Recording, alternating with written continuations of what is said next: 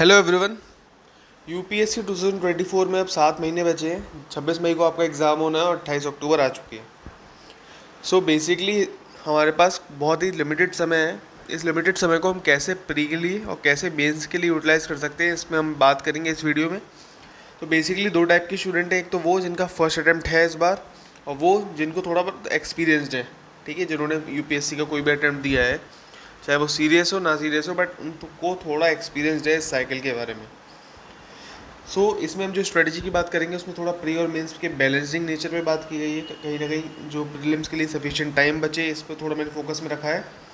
Optional का selection, syllabus क्या है, पीवाईक्यू क्या है, इस पर थोड़ी बात की है। और मेंस के लिए ऐसी कौन सी स्ट्रेटजी होनी चाहिए जो आपके 7 महीने में थोड़ा बहुत सफिशिएंटली आप उसे फोकस में ला पाएँ। नाउ हम बात करते हैं फर्स्ट अटैम्प्ट की। बेसिकली ये वीडियो सेकंड और थर्ड अटैम्प्ट वालों के लिए भी वैलिड होगा जिनको एक्सपीरियंसड है, बट हम एक पर्सपेक्टिव से बात करेंगे कि आपका अटैम्प्ट 1 है। नाउ दो टाइप के बंदे हैं, एक तो वो जिन्होंने अभी तक प्रिपरेशन स्टार्ट नहीं करी, एक वो जिन्होंने प्रिपरेशन स्टार्ट कर दी है। ठीक है, दोनों इस वीडियो को आराम से देखो, इसमें प्री और मेंस की इंटीग्रेटेड प्रिपरेशन की बात की गई है। नाउ नवंबर में, दिसंबर, जनवरी, फरवरी, मार्च, अप्रैल, मई, ये 7 महीने आपके पास हैं अभी हाथ में। So as per my experience आप इस तरीके से आप ले सकते हो चीज़ों को कि अगर अगले 2 महीने आप मेंस पर ज़्यादा फोकस करो, मेंस पर हैविली फोकस्ड रहो और प्रीलिम्स को थोड़ा बहुत चलाते रहो, क्योंकि जो ट्रेंड अब बदला है ना प्रीलिम्स और मेंस का, खास करके प्रीलिम्स का जो ट्रेंड बदला है इस बार, उसलिए आप प्रीलिम्स को ऐसा नहीं कर सकते कि लास्ट के 3 महीने पढ़ लो, जैसे कि 3-4 साल पहले होता था कि लास्ट के 3 महीने पढ़ के जाते थे टॉपर्स, तो बताते थे कि जैसे कनिष्क कटारिया हैं, वो बता रहे हैं कि 3 महीने सफिशिएंट होते हैं। बट इस बार को प्रीलिम्स को देख के ऐसा नहीं लगता कि 3 महीने सफिशिएंट रहने वाले हैं, इसलिए हल्का फुल्का आप उसे कवर कर सकते हो। अब कैसे कवर करना है बताऊँगा अभी, बट एक जनरल ओवरव्यू ले लेते हैं कि 7 महीने में क्या होना चाहिए। फिर जनवरी फरवरी में आपका जो इंक्लिनेशन होगा वो प्रीलिम्स की तरफ ज़्यादा रहना चाहिए। ठीक है, आप प्रीलिम्स पर ज़्यादा फोकस करो, मेंस पर थोड़ा कम कर दो, बट करो। ठीक है, अब क्या टॉपिक पे करना है वो भी बताऊंगा। बट जो मार्च से मई तक का महीना है ना, ये 90 डेज़ है अप्रॉक्सीमेटली, यहाँ पर आप प्रीलिम्स को ही पढ़ोगे, सिर्फ मेंस नहीं पढ़ सकते। ठीक है, तो अब बात करते हैं मेंस तो पढ़ना है, बट मेंस में क्या पढ़ना है। तो देखो, इस 3 टाइप की स्टेजेस होती हैं, आपको पता होगा, प्री, मेंस, इंटरव्यू। और प्री और मेंस के बीच में मिलते हैं आपको अप्रॉक्सीमेटली मिनिमम 90 डेज़ आपको मिलते ही मिलते हैं यूपीएससी की तरफ से प्रिपरेशन करने के लिए। अब ये जो 3 महीने होते हैं ना, इसमें मोस्टली लोग तैयारी कर लेते हैं, जिनका मेंस का जीएस सिलेबस कंप्लीट नहीं होता वो भी कर लेते हैं। ठीक है, मैं ऐसे पर्सनली कुछ लोगों को जानता हूँ जिन्होंने इस बार का अटेम्प्ट दिया है, मेंस दिया है और 2022 का भी निकाला है। ठीक है, तो वो 3 महीने बताते हैं कि 3 महीने में जीएस तो हो जाता है, बट ऑप्शनल नहीं हो पाता। सो प्रीलिम्स से पहले एटलीस्ट इतना रेडी रहो कि मेंस में ज़्यादा परेशानी ना आए। अब उसमें क्या रेडी रहना है, देखो मेंस में जीएस सब्जेक्ट याद रखो। जैसे कि जीएस में 4 सब्जेक्ट्स हैं, history, art and culture, geography, society, आपको पहले उसमें आ जाता है वो GS1 में। देन GS2 में आपको polity, governance, IR, social justice ऐसे सब्जेक्ट्स मिल जाएंगे। Economy, environment, science and tech, disaster management etcetera आपको GS3 में मिल जाएगा, और कहीं ना कहीं एथिक्स, इंटेग्रिटी एंड एप्टीट्यूड आपको GS4 में मिल जाएगा। ठीक है, सिलेबस आप यूपीएससी की वेबसाइट से निकालो। ठीक है, उसमें पॉइंटर्स दिए होंगे। फॉर एग्जांपल सोसाइटी में, सोसाइटी नहीं है, सोसाइटी में ग्लोबलाइजेशन भी है, लिबरलाइजेशन भी है, ये सब चीज़ें हैं। तो आपको कीवर्ड वो सब याद होनी चाहिए एज इट इज़। तो आपका ये काम तो करना ही करना है कि सिलेबस बिल्कुल रट के फेंक दो, एक एक चीज़ आपको पता होनी चाहिए, तभी आप निकाल पाओगे कहाँ से क्या इंपॉर्टेंट है। तो सिलेबस और उसकी डिटेल आपको पता होनी चाहिए, प्लस कहीं ना कहीं अब जो PYQs का रोल है उसको समझ लेते हैं एक बार। देखो, PYQs की इन डेप्थ एनालिसिस मैं किसी और वीडियो में करूँगा, बट जल्दी लाऊंगा, ये गारंटी है। ठीक है, अब PYQ मदद करता है आपको एग्जामिनर का माइंडसेट जानने में। ठीक है, क्योंकि कभी ना कभी क्वेश्चंस जो होते हैं वो रिपीट भी होते हैं और क्वेश्चन के थीम्स भी रिपीट होते हैं। जस्ट फॉर एग्जांपल कि अगर कोई क्वेश्चन पूछा है बायोटेक पर, ठीक है, जैसे कि सेल्स पर क्वेश्चन पूछा है, जीन्स पर क्वेश्चन पूछा है, तो कहीं ना कहीं ये हम कह सकते हैं कि यूपीएससी जीन्स वाले टॉपिक को थोड़ा बहुत कंसिडर कर रहा है।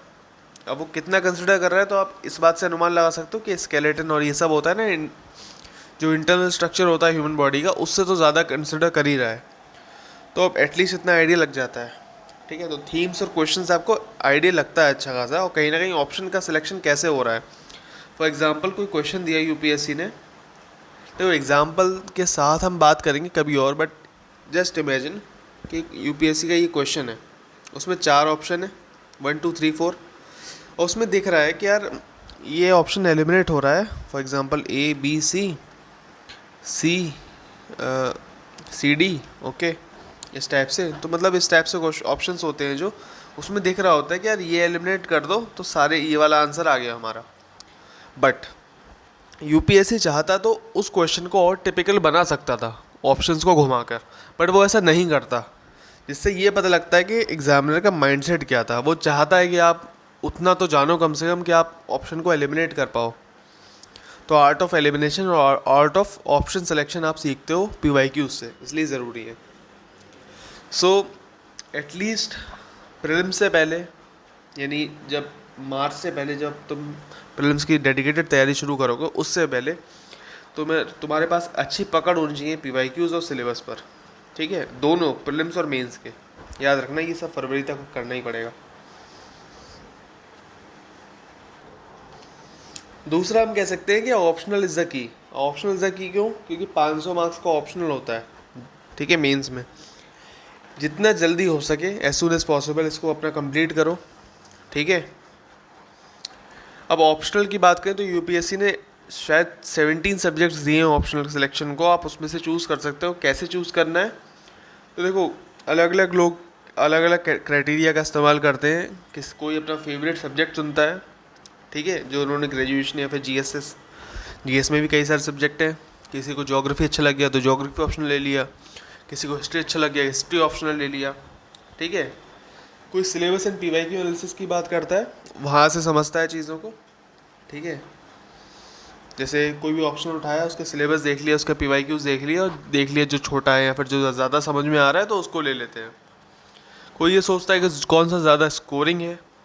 ठीक है, दूसरा एक ये भी होता है कि आपके रिसोर्सेज अवेलेबल है या नहीं है। फॉर एग्जांपल अगर मैं बात करूं तो ज्योग्राफी ऑप्शनल के रिसोर्सेज ज़्यादा अवेलेबल हैं कंपेयर टू संस्कृत ऑप्शनल। जी हाँ, संस्कृत भी ऑप्शनल है, तो हिम्मत हो तो ले लेना। ठीक है, तो मैं ये कहूँगा, बट अब यहाँ देख लेते हैं कि कौन सा तरीका सही रहता है, सबसे अच्छा तरीका रहता है। देखो, फेवरेट सब्जेक्ट की बात करते, मैं अपना एग्जांपल देता हूँ। मेरा फेवरेट सब्जेक्ट ज्योग्राफी है। ठीक है, सुदर्शन सर से ज्योग्राफी पढ़ी है, बहुत अच्छा पढ़ाते हैं, इसलिए फेवरेट सब्जेक्ट भी बन गया। बट मैंने यही गलती कर दी, मैंने अपना फेवरेट सब्जेक्ट ही ले लिया, ज्योग्राफी ऑप्शनल लिया था फर्स्ट अटैम्प्ट में। उसके बाद क्या हुआ, भाई सिलेबस ही कंप्लीट नहीं हो पाया, इतना ज़्यादा बर्डन मुझे फील हुआ, इसके लिए मैंने सेकेंड अटैम्प्ट में एंथ्रोपोलॉजी ऑप्शनल पे शिफ्ट करना पड़ा।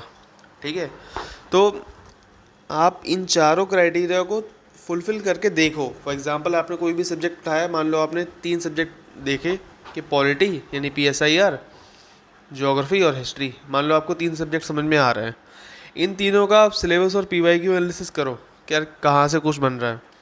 देख लो रिसोर्सेज कैसे अवेलेबल है या नहीं है, स्कोरिंग है या नहीं है। ठीक है, बिकॉज अगर मैं बात करूँ तो ज्योग्राफी ऑप्शनल का सिलेबस बहुत बहुत ज़्यादा है एंथ्रोपोलॉजी ऑप्शनल से, but anthropology compare to geography से कभी ना कभी ज़्यादा स्कोरिंग रहता है।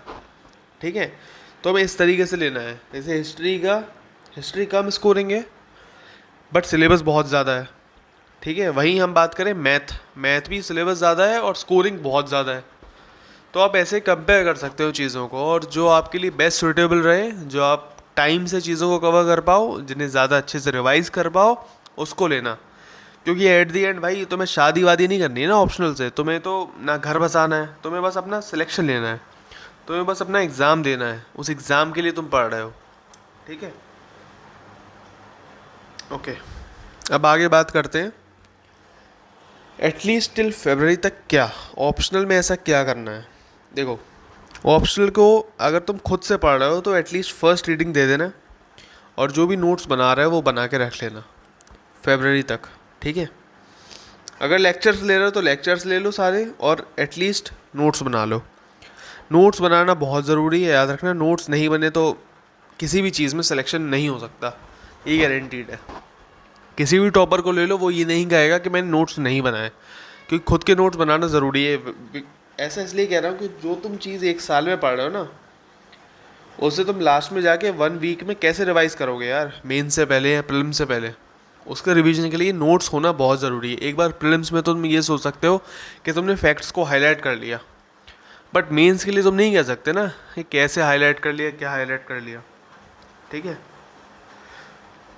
तो इसलिए एटलीस्ट एक बार ऑप्शनल को कवर कर लो, क्योंकि अगर नहीं हुआ ना तो मेंस तो क्लियर करना तो भूल जाओ, क्योंकि 500 मार्क्स का होता है और ऑप्शनल इतना ज़्यादा सिलेबस रहता है कि वो बाद में नहीं हो सकता। क्योंकि अगर आप फर्स्ट अटेम्प्टर हो और अभी तक तैयारी शुरू नहीं करी है, तो ये बात भी याद रखो कि प्रीलिम्स के बाद तो आपके पास 3 महीने हैं, और अभी भी लगभग 3 महीने ही हैं आपके पास।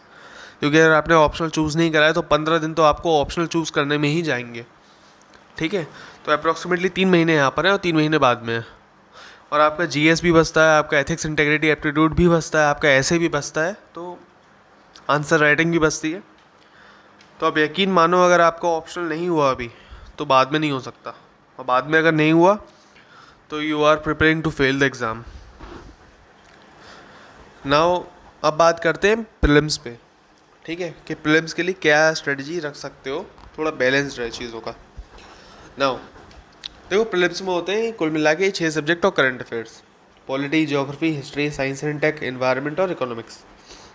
इसमें साथ होता है करंट अफेयर्स। इसके साथ कुछ ऐसी हिडन चीज़ें हैं जो बहुत ज़रूरी हैं, फॉर एग्जांपल टेस्ट सीरीज़ और पीवाईक्यू। टेस्ट सीरीज़ को कैसे अटैम्प्ट करना है बाद में बात करेंगे जब टेस्ट सीरीज़ का टाइम आएगा, ठीक है। बट अभी थोड़ा प्रीलिम्स स्टैटिक पोर्शन और करंट अफेयर्स में क्या ज़रूरी है उस पर बात कर लेते हैं। देखो, आप किसी भी साल का प्रीलिम्स का पेपर निकाल लो, उसमें स्टैटिक अगर आपने कर रखा है अच्छे से और करंट अफेयर्स ठीक ठाक हुआ है या फिर नहीं भी हुआ है, तो आप एटलीस्ट तमीज़ से अगर स्कोर कर पा रहे हो तो कर पाओगे। इस बार के यूपीएससी अटेम्प्ट में भी स्टैटिक पोर्शन ठीक से किया था मैंने, ओके। करंट अफेयर्स पे ज़्यादा अच्छे से ग्रिप नहीं थी, बट हाँ ग्रिप थी। For example science and tech और इन्वायरमेंट के पोर्शंस पे ग्रिप थी मेरी, बाकी पे ज़्यादा ग्रिप नहीं थी। और बाकी पे ज़्यादा ग्रिप रखने का मतलब बनता भी नहीं है। तो अगर इतने पे ग्रिप है, फिर कहीं ना कहीं आप, मेरा यूपीएससी के जीएस का पोर्शन क्लियर था, सी सेट को मैंने फेल करा था, उस पर मैं अभी बात करूँगा, okay. Now just focus on the multiple revision from the same source. अब मैं ऐसा इसलिए कह सकता हूँ क्योंकि फॉर एग्जांपल जैसे पॉलिटी है, तो लक्ष्मीकांत आप सोर्स मान के चल सकते हो पॉलिटी का, ठीक है।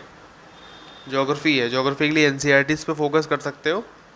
11th-12th की एनसीईआरटी ज़्यादा इंपॉर्टेंट है, बजाय कि आप 6th-10th की एनसीईआरटी से शुरू करो, क्योंकि यार आपका ग्रेजुएशन हो चुका है ना। अगर ग्रेजुएशन हो चुका है तो इतनी अंडरस्टैंडिंग तो होनी चाहिए ना चीज़ों की कि आप 11th-12th की एनसीईआरटी समझ पाओ। और नहीं भी समझ पाओ तब भी यूट्यूब पे फ्रीली अवेलेबल क्लासेस रहती है बहुत सारे टीचर्स की, जो कि पॉइंट बाय पॉइंट टॉपिक को समझाते हैं, एनसीईआरटीज़ को अच्छे से समझाते हैं। तो आप वहाँ से एक बार रीडिंग या फिर कुछ भी समझ सकते हो। जैसे कि अगर आपको लक्ष्मीकांत भी नहीं पढ़ी अभी तक, तो लक्ष्मीकांत के पहले लेक्चर्स देखते रहो, साथ साथ रीडिंग करते रहो। यूट्यूब पे फ्रीली अवेलेबल है, तो आप वहाँ से कवर कर सकते हो। तो पहले 11th-12th को करो, फिर एक एक दिन बैठो, 6 to 10th की एनसीईआरटी कंप्लीट कर दो, इस तरीके से करो, ठीक है। मॉडर्न हिस्ट्री के लिए आप स्पेक्ट्रम को फॉलो कर सकते हो। इसके अलावा मैग्रो हिल की एक बुक आती है, उसको फॉलो कर सकते हो। अब दोनों को फॉलो करने मत बैठ जाना, ठीक है। कोई भी एक फॉलो करना, मैंने दोनों पढ़ रखी हैं, ठीक है। मतलब फर्स्ट अटेम्प्ट में मैंने मैग्रो हिल पढ़ी थी, सेकंड अटेम्प्ट में मुझे पता नहीं क्या हुआ, मैं फालतू में स्पेक्ट्रम पे शिफ्ट करा, ये मेरी गलती थी, जिससे मुझे 2-4 क्वेश्चन गलत भी हुए फालतू के मेरे। ये काम मत करना, एक ही चीज़ को पकड़ना और एक ही चीज़ को फॉलो कर लेना अच्छे से। और जब ये कर लो तो एटलीस्ट एनसीईआरटी की एक रीडिंग मिनिमम दे देना, क्योंकि एनसीईआरटी की जो साइड में जो फिगर्स होती है ना, फिगर्स होते हैं, मैप्स होते हैं, वहाँ से डायरेक्ट क्वेश्चन आ जाते हैं। फॉर एग्जांपल एक बार लोकेशन बेस्ड पूछा था इंडस वैली सिविलाइजेशन का, तो वो एनसीईआरटी से निकल रहा है आराम से। ऐसे ही जेम्स प्रिंसेप पे क्वेश्चन पूछा था, अशोका वाला, जेम्स प्रिंसप में जो भी था कि कौन सी स्क्रिप्ट कहाँ से खोजी, तो जेम्स प्रिंसप उसका आंसर था, तो वो भी एनसीईआरटी का डायरेक्ट क्वेश्चन था। ऐसे कई सारे क्वेश्चन आपको एनसीईआरटी से मिल जाएंगे हर साल, ठीक है। Ancient medieval art and culture के लिए सिर्फ एनसीईआरटी कर लो, क्योंकि एक बार बहुत, एक बात और नितिन संघानिया, देखो बुक बहुत अच्छी है, सच में बहुत अच्छी है, बट खुद से पूछना क्या इतनी वर्थ इट है वो किताब कि आप 300 पेजेस पढ़ो आर्ट एंड कल्चर के लिए, 4 से 5 क्वेश्चन आने हैं, एंड 4 से 5 जो क्वेश्चन आने वाले हैं इस पर, आर्ट एंड कल्चर पर, वो 300 पेजेस तुम याद भी नहीं रख सकते, बिल्कुल नहीं याद रख सकते। कुछ सिलेक्टेड हैं, जैसे आर्किटेक्चर पढ़ लो, ठीक है, पेंटिंग्स को पढ़ लो, बट वो चीज़ें तो एनसीईआरटी से कवर कर सकते हो ना, तो एनसीईआरटी से कवर कर लो। उसके बाहर जा रहा है तो जाने दो, कभी कभार कुछ क्वेश्चंस को बाहर जा रहे हैं तो जाने दो। इट इज़ बिकॉज क्योंकि कट ऑफ इज़ नेवर 100/100, ठीक है। तुम्हें जस्ट 50% स्कोर करना है, ठीक है, टू क्लियर द एग्ज़ाम। और 50% क्लियर करने के लिए नितिन संघानिया पढ़ने मत बैठना प्लीज़, ठीक है। साइंस एंड टेक और एनवायरनमेंट की बात करें, यहाँ पर करंट अफेयर्स और स्टैटिक दोनों का थोड़ा बहुत जैसे मिक्स रहता है। और वहीं इकॉनमी के लिए मैंने जो फॉलो किया था मृणाल सर, ठीक है, क्योंकि मैंने मृणाल सर ही फॉलो किए हैं, इसलिए मुझे दूसरों का कोई आइडिया नहीं है, ना ही मैंने अभी तक कोई और से किताब पढ़ी है, ना ही मैंने किसी टीचर का कोई लेक्चर देखा है, इसलिए मैं इसके अलावा कोई सजेस्ट करने की स्थिति में नहीं हूँ आपके लिए। आप एक्सपेरिमेंट कर सकते हो, अगर आपके पास समय है, रिसोर्सेज हैं या बुक्स है कुछ, तो पढ़ के देख लो, क्योंकि भाई देखो नॉलेज वही है, किताब वही है, ठीक है, बट पॉइंट इज़ थोड़ा बहुत इजी और वे में बताने का जो तरीका होता है वो थोड़ा चेंज हो जाता है, ठीक है। बाकी मृणाल सर के आपको नोट्स जो हैं वो उनकी वेबसाइट mrunal.org पर फ्रीली अवेलेबल मिल जाएंगे, ठीक है, तो वहाँ से डाउनलोड कर सकते हो, देख लेना। और मृणाल सर में कौन सा ज़्यादा ज़रूरी है उस पर मैं कभी बात करूँगा, आराम से बात करेंगे अपने, जल्दी ही बात करूँगा, ठीक है। नाउ इसमें भी prepare on flexible time table. अब इसे मैं क्यों कह रहा हूँ, देखो इस वीडियो को बनाने से पहले मैंने क्या करा कि मैंने सोचा कि यार मार्केट में क्या क्या चल रहा है उसको थोड़ा एक बार देख लेता हूँ। तो कुछ वीडियोज़ हैं, जैसे कि मेरे चैनल का नाम है IAS PCS एस्पिरेंट, ठीक है, ऐसे ही IAS PCS करके एक चैनल है, उन्होंने, और मैं उनकी बहुत रिस्पेक्ट करता हूँ, मैं उन्हें बहुत फॉलो भी करता हूँ, तो उन्होंने क्या डाला है, एक PDF टाइप की डाली है, उसको एक्सप्लेन करा है UPSC स्ट्रेटजी के नाम से ना। पर्सनली मेरा मानना है, और मैं बहुत ही जिम्मेदारी से ये बात कह सकता हूँ, कैसे वीकली और डेली टाइम टेबल कोई भी बना के देते ना, कोई भी यूट्यूबर हो या फिर कोई भी इंस्टीट्यूट हो, विजन IAS भी बना के दे दे, कोई भी दे दे, प्लीज़ फॉलो मत करना, एक बार देख लो, आइडिया ले लो। बिकॉज मैंने वो देखा तो उसमें डेली में क्या लिख रखा है कि आप डेली में आप पॉलिटी भी पढ़ लो, हिस्ट्री भी पढ़ लो, इकॉनमी भी पढ़ लो, ठीक है। तो ऐसे मत करना प्लीज़, वाई इसका मैं रीज़न आपको बताऊंगा अभी, but please weekly daily time table कोई भी और बना के दे दे, उसको फॉलो मत करना, खुद के बनाओ, टाइम लगेगा, 10-15 मिनट लगते हैं दिन में, बट वो दो, ठीक है। और एक बात और, जब भी टाइम टेबल बनाओ, ठीक है, जैसे कि मान लो आज, ओ सॉरी,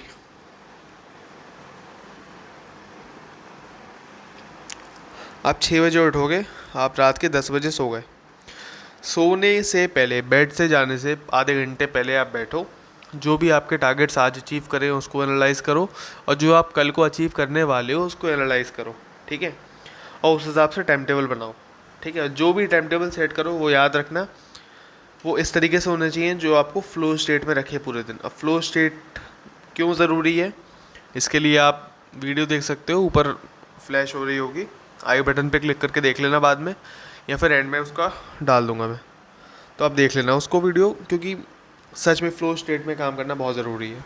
ना नोट करने वाली बात यह है कि जब भी हम पढ़ाई कर रहे हैं, स्टडी कर रहे हैं, तो आप टाइम मत देखो, 10 घंटे पढ़ लो, 20 घंटे पढ़ लो, इंपॉर्टेंट नहीं है, आप फोकस देखो। 8 घंटे भी अगर काम कर रहे हो ना तमीज़ से, वो अच्छा रहेगा। 14 घंटे, 15 घंटे वो पढ़ने की ज़रूरत नहीं है, ठीक है। मैक्सिमम 2 सब्जेक्ट उठाओ पूरे दिन में, ठीक है, जिसमें से आपका एक सब्जेक्ट तो ऑप्शनल पे ही रहने वाला है, ठीक है, और दूसरा आपका जीएस का सब्जेक्ट हो सकता है। इसके अलावा एक सब्जेक्ट कोई दूसरा मत उठाना, एक जीएस सब्जेक्ट, एक ऑप्शनल सब्जेक्ट। इसके लिए ऐसा मैं इसलिए कह रहा हूँ क्योंकि देखो, जब भी हम कुछ पढ़ते हैं ना, तो साइंटिफिकली बात करें तो ब्रेन्स में न्यूरॉन कनेक्शंस बनते हैं। अब जस्ट सपोज करो मैंने अभी पॉलिटी पढ़ी, तो अभी मैं पार्लियामेंट में वाले चैप्टर में घूम रहा था, एंड इसके बाद अब मैं कूद के अशोका पे पहुंच गया या इंडस वैली सिविलाइजेशन पे पहुंच गया, ठीक है, तो ये प्रैक्टिकली पॉसिबल नहीं है। हाँ, तुम्हारे दिमाग को ऐसा लगता है कि हाँ बहुत पढ़ लिया मैंने, आज हिस्ट्री भी कंप्लीट कर ली, पॉलिटी भी कर ली, इकोनॉमिक्स भी कर ली, बट वो चीज़ें तब सही रहती हैं जब आपका सेकंड अटैम्प्ट है, थर्ड अटैम्प्ट हो, ठीक है, जो आप रिवीजन पे ज़्यादा फोकस कर रहे हो। बट आप शुरुआत में फोकस कर रहे हो तो आप न्यूरॉन बिल्डिंग पे याद रखना कि न्यूरॉन कनेक्शंस बनते हैं जिससे कि आपकी रिवीजन क्षमता अच्छे से होती है। अब अगर तुम 10-10 चीज़ें पढ़ लोगे एक बार में, याद नहीं रहने वाली, ये मेरी पर्सनल गारंटी है। तो 2 सब्जेक्ट, एक तो ऑप्शनल और एक जीएस का कोई भी सब्जेक्ट उठा लो। करंट अफेयर याद रखना, करंट अफेयर स्टैटिक से ज़्यादा इंपॉर्टेंट नहीं है, स्टैटिक ज़्यादा इंपॉर्टेंट है, इसलिए तुम डेली न्यूज़पेपर को अवॉइड कर सकते हो। अगर तुम चाहते हो तो पढ़ना चाहते हो तो पढ़ो, नहीं चाहते हो मत पढ़ो। मैं कहूँगा अवॉइड कर दो, मैंने भी नहीं पढ़ा आज तक, और मैं ऐसे कई लोगों को जानता हूँ जिन्होंने अटेम्प्ट क्लियर किया है और वो उन्होंने न्यूज़पेपर नहीं पढ़ा।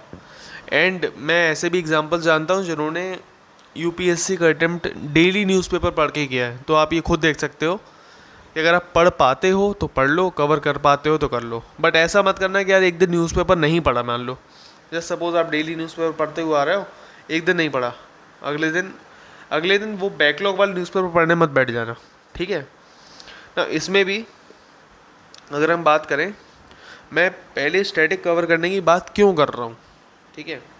जस्ट सपोज आपको ज्योग्राफी कवर करना है, ज्योग्राफी में आता है वर्ल्ड ज्योग्राफी, वर्ल्ड ज्योग्राफी में आती है वर्ल्ड मैपिंग। जस्ट सपोज अगर आपने वर्ल्ड मैपिंग कंप्लीट कर ली है पूरी तरह से, तो अब जो डेली का जो खिचड़ी पक रही होगी ना न्यूज़पेपर में कि डिफरेंट लोकेशंस आ रही है न्यूज़पेपर्स में, इसराइल आ गया, फ़लस्तीन आ गया, गाज़ा पट्टी आ गई, ठीक है, गाज़ा स्ट्रिप जिसे कहते हैं, या फिर कुछ भी आ गया, सिप्रेस आ गया, यूएसए के हवाई आइलैंड कहाँ पर है, ऐसा कुछ भी आ गया, तो आपको डेली वो चीज़ देखनी की नहीं है क्योंकि आपने वर्ल्ड मैपिंग को याद कर रखी है। बट इसके लिए क्या करना होता है, जो भी आप कर रहे हो वो आपको अच्छे से याद होना चाहिए। तो आप फोकस यहाँ करोगे ना तो ऑलरेडी ये सब चीज़ें उसी में कवर हो जाएंगी। जैसे सपोज़ कल को पूछेगा कि इसराइल के बॉर्डरिंग कंट्रीज़ कौन से हैं, जस्ट सपोज एक क्वेश्चन बनता है कि इसराइल के बॉर्डरिंग कंट्रीज़ कौन से हैं, तो जिसने वर्ल्ड मैपिंग करी है अच्छे से, भाई वो भी तो वो क्वेश्चन कर देगा ना। क्वेश्चन तो क्वेश्चन है ना, क्वेश्चन थोड़ा ना पूछ रहा है कि आपने तुमने करंट अफेयर्स में पढ़ा था या ज्योग्राफी से पढ़ा था, आपने पढ़ तो लिया ना।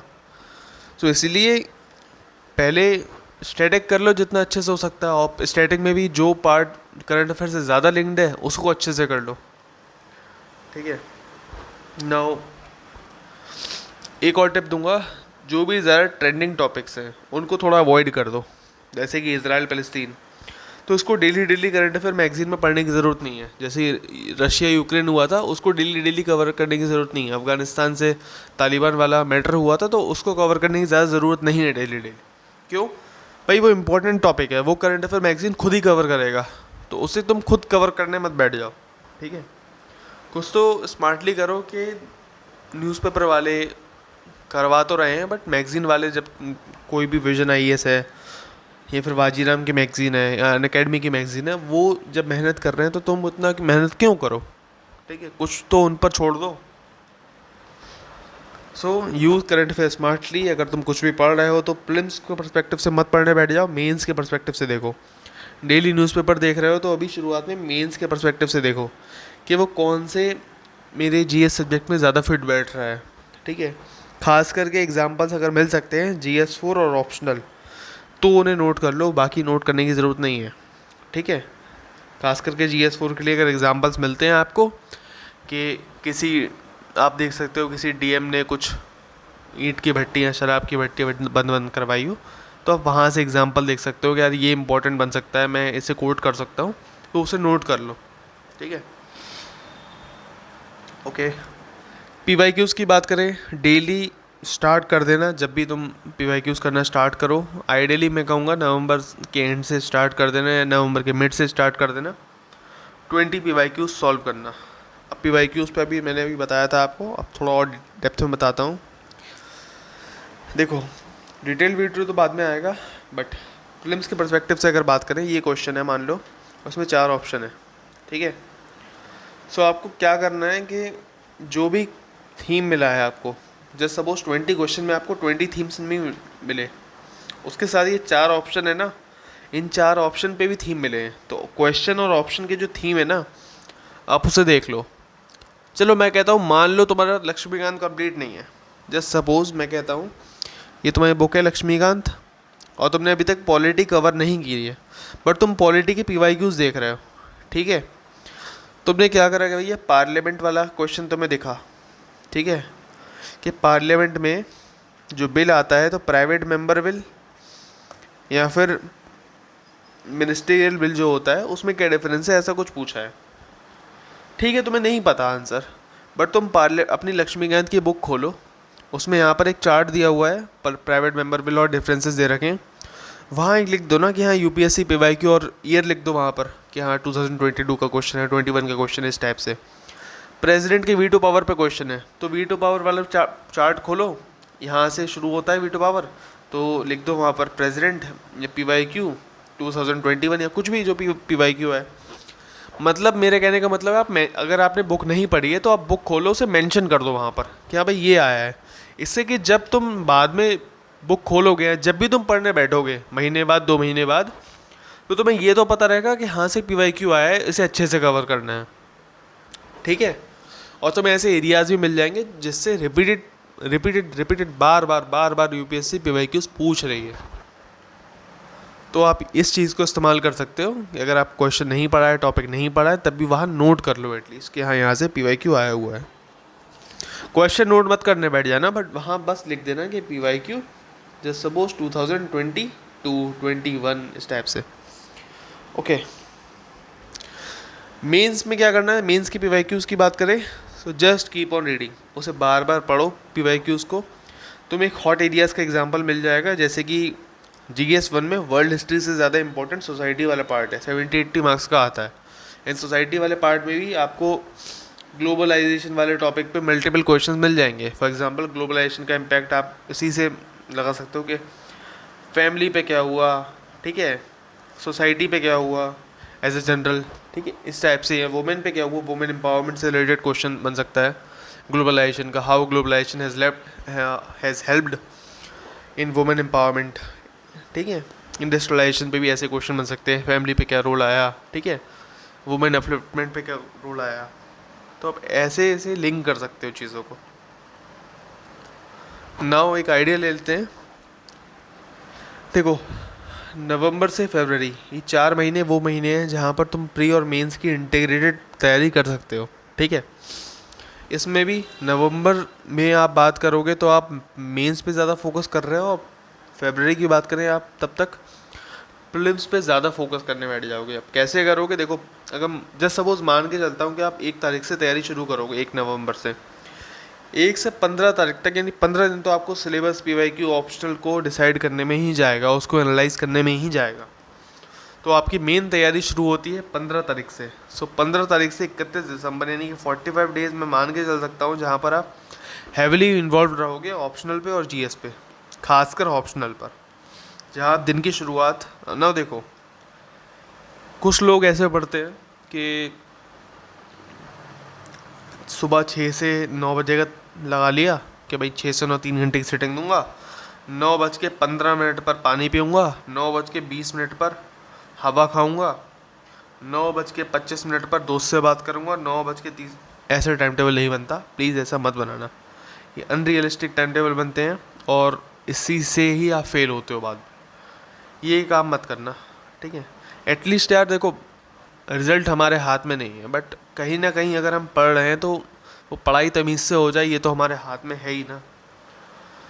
तो कायदा ये कह रहा है कि भाई अगर आपने 3 घंटा पढ़ा है, 3 घंटे जैसे सपोज आपका टारगेट है कि यार 3 घंटे या 5 घंटे आपको पढ़ना है, तो आप स्लॉट बना लो कि सुबह 6 बजे से लेके दोपहर के 3 बजे तक मुझे कम से कम 5 घंटे ऑप्शनल को देने हैं। अब वो मैं अपनी सुविधा के अनुसार कैसे भी दे सकता हूँ। जस्ट सपोज़ मान लो मुझे नींद ज़्यादा आ रही है, ठीक है, इस वाले मान लो इस स्लॉट की बात करता हूँ, मुझे नींद ज़्यादा आ रही है, मैं 6 की जगह 8 बजे तक सो गया, तब भी मुझे कोई हेडेक नहीं है, क्योंकि अब मुझे 7 घंटे में से 5 घंटे ही देने हैं, तब भी मुझे कोई इतना हेडेक नहीं है। मैं 2.5 घंटे का स्लॉट दूंगा, ठीक है, मैं मान लो 8:30 पे पढ़ना बैठा, ठीक है, 8:30 से मैं 11 बजे तक पढ़ा, मैंने स्लॉट दे दिया, मैं 1 घंटे का आराम करा, मैंने 12 से लेकर 2:30 बजे तक का स्लॉट दे दिया, मेरे 5 घंटे यहाँ कवर हो चुके हैं, ठीक है। तो तब भी मैं हैवीली मोटिवेटेड हूँ। बट अगर मैंने क्या करा, मैंने ये इस टाइप से टारगेट बना लिया कि मैं 6 से 9 तक पढ़ूंगा, बट जस्ट सपोज़ कि 6 बजे की जगह मैं 7 बजे उठता हूँ, या हटाओ 6:30 बजे भी उठता हूँ, तो ये दिमाग है ना, ये पागल बनाना शुरू कर देगा, ये प्रोकास्टिनेशन करना शुरू कर देगा कि यार कल से पढ़ते हैं, आज शुरू नहीं हुई, आज चलो आराम करते हैं, आज एनर्जी लेता हूँ, कल से पढ़ूंगा। तो ये दिमाग चुतिया बनाना शुरू कर देता है, और वो नहीं करना, वो करने ही नहीं देना ऐसे, ठीक है। इसलिए बेटर है इस टाइप से स्लॉट बना लो कि यार इस टाइम तक, यानी दोपहर के लंच से पहले, या कह सकते हो कि जब भी मेरा लंच होगा उससे पहले मुझे इतना कवर करना है, बात ख़त्म, ठीक है। तो इस तरीके से कर सकते हो, इसी में आप टारगेट्स इन्वॉल्व कर सकते हो अपने, ठीक है, कि ऑप्शनल में मुझे ये करना है, ये वाला टॉपिक कवर करना है, ये क्लासेस कवर करनी है। अब वो कैसे कवर करनी है, तो याद रखना बहुत इम्पॉर्टेंट है, टारगेट्स ऐसे बनाओ कि आप फ्लो स्टेट को मेंटेन कर सको। फ्लो स्टेट कैसे मेंटेन करनी है तो मैंने बताया, वीडियो है, आराम से देख लेना उसे बाद में। नाउ 3 PM से 12 PM की बात करूं तो आपने अगर 5 घंटे ऑप्शनल पढ़ लिया है, उसके बाद आप 4 घंटे जीएस पढ़ सकते हो। सोचो ये कितना इजी है, आपको 9 घंटे में से 4 घंटे पढ़ने हैं बस, वो भी जीएस, ठीक है। आपका मन नहीं कर रहा पढ़ने का, तब भी आप आधे आधे घंटे के स्लॉट्स में पढ़ सकते हो। आपका ज़्यादा मन कर रहा है पढ़ने का, आप 4 घंटे के 4 घंटे लगातार पढ़ लो। यह आप पर डिपेंड करता है, आपके मूड पर डिपेंड करता है, फिर आप फ्लेक्सिबल हो सकते हो यहाँ से। और जब आप फ्लेक्सिबल हो सकते हो तो आपके काम करने की जो प्रोबेबिलिटी होती है वो ज़्यादा बढ़ जाती है। इसलिए रिजिड नहीं होना, ठीक है। आप इस बात में रिजिड हो जाओ कि मुझे 4 घंटे पढ़ना ही पढ़ना है, बट इस बात पे रिजिड मत लो कि मुझे 6 से 12 पढ़ना है, ऐसे मत हो, या 6 से 10 बजे के बीच में मुझे 4 घंटे पढ़ना है। हाँ, आप ये कर सकते हो कि 3 से 12, ये 9 घंटे के बीच में मुझे 4 घंटे पढ़ने हैं, अपने काम के निकालने हैं। अब कैसे भी निकालूँ, अब मम्मी बुला रही है, रिश्तेदार बुला रहे हैं, फूफा बुला रहे हैं, मम्मी बुला रही है, कोई बुला रहा हो, चाहे कोई भी रिश्तेदार आ जाए, तुम्हारे काम में कोई नहीं आ पाएगा। क्यों? क्योंकि टारगेट्स ही थोड़े फ्लेक्सिबल है। और जीएस में जब भी बात करो तो आप जब भी पकड़ो तो जो भी प्रीलिम्स का सब्जेक्ट हो उसको ज़्यादा अच्छे से पकड़ो। इसी के बीच में ये जो सुबह से लेकर शाम तक, इसी बीच में आप 15-15 मिनट 5 मिनट कहीं ना कहीं से निकाल के PYQs और सिलेबस को एक एक बार देख सकते हो, जहाँ आप करंट अफेयर्स को अवॉइड कर दो शुरुआत में, क्योंकि दिसंबर तक अवॉइड कर भी दोगे तब भी इतनी कोई बड़ी बात नहीं होगी, क्योंकि स्टैटिक ज़्यादा इंपॉर्टेंट है, मैंने बताया, ठीक है ना। फिर से बात कर रहा हूँ कि इंडिविजुअल टारगेट जो हो सकते हैं आपके, वो वेरी कर सकते हैं। इसलिए कोई भी कोचिंग वाले ने अगर, या फिर इंस्टीट्यूट या यूट्यूबर ने तुम्हें बना के दे दिए हैं वीकली या मंथली टारगेट्स, उसको फॉलो करने मत बैठना, वो कभी फॉलो नहीं हो पाते हैं, इससे आपके टाइम बर्बाद होगा। चाहता तो मैं एक PDF बना देता, अपलोड कर देता, बहुत आसान था। मुझे बस AI की मदद से, एक AI सॉफ्टवेयर आता है, उसकी मदद से मुझे क्या करना है, एक्सेल शीट बनानी है, ठीक है, उसे बता देना है कि ऐसे ऐसे टाइम है, और यहाँ पर वो मुझे बस फिल करना होता है।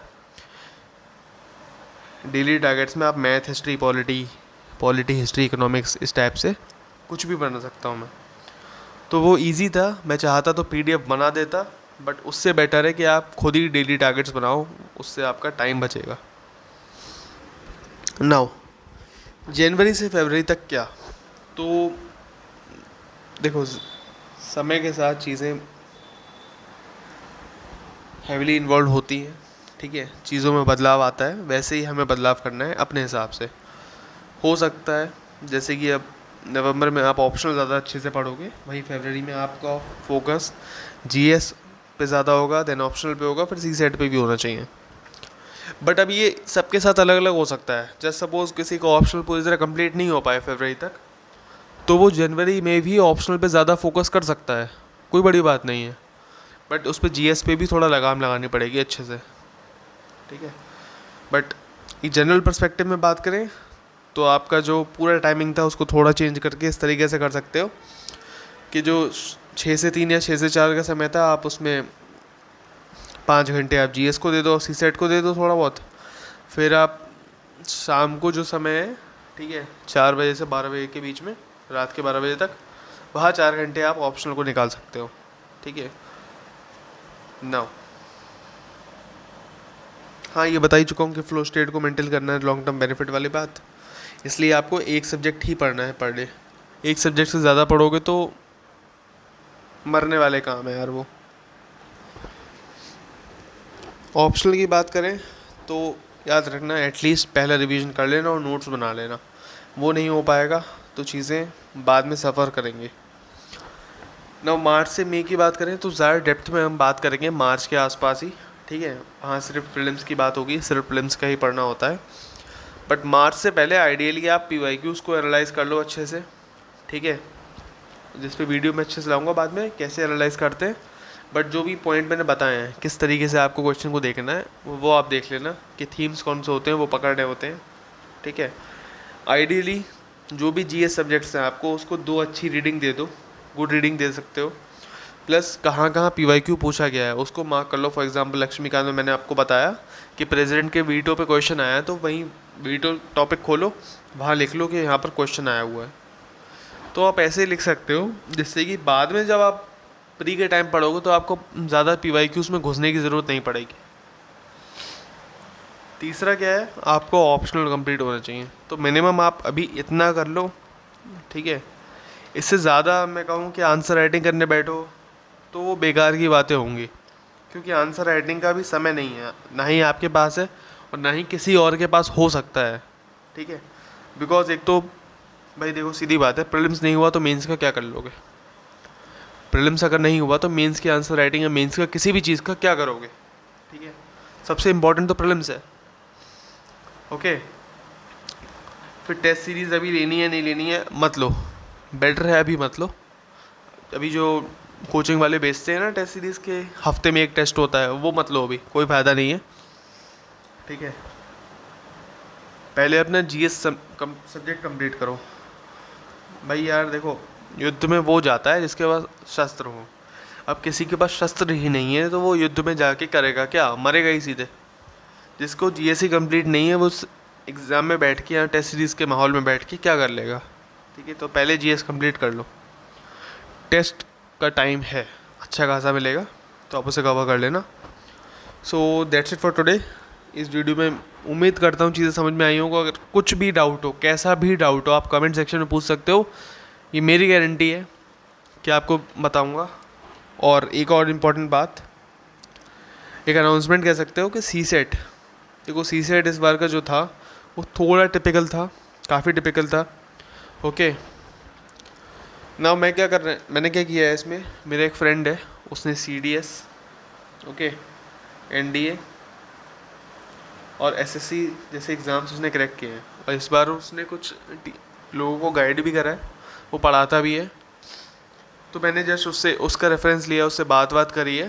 तो कुछ इम्पॉर्टेंट जो क्लासेस हैं जहाँ से उसने क्लास ली हो यूट्यूब से फ्री में, लिंक जो भी होती है, अब यूट्यूब की क्लासेस तो फ्री में होती हैं, तो उसकी मैं लिंक आपको अपने टेलीग्राम चैनल पर डाल दिया करूँगा, बल्कि उसी से पूछ के ही डालूँगा कि कौन सी क्लास आपको ज़्यादा अच्छी रहेगी समझने में टॉपिक वाइज। तो आप टॉपिक वाइज वीकली उस क्लासेस को कवर कर सकते हो, वहाँ से आपका CSET का जो प्रॉब्लम है वो कंप्लीट हो जाएगी। तो जो 10-10 हज़ार 15-15 हज़ार के जो लेक्चर्स हो रहे हैं ना, उसको करने की ज़रूरत नहीं है, उनको लेने की ज़रूरत नहीं है।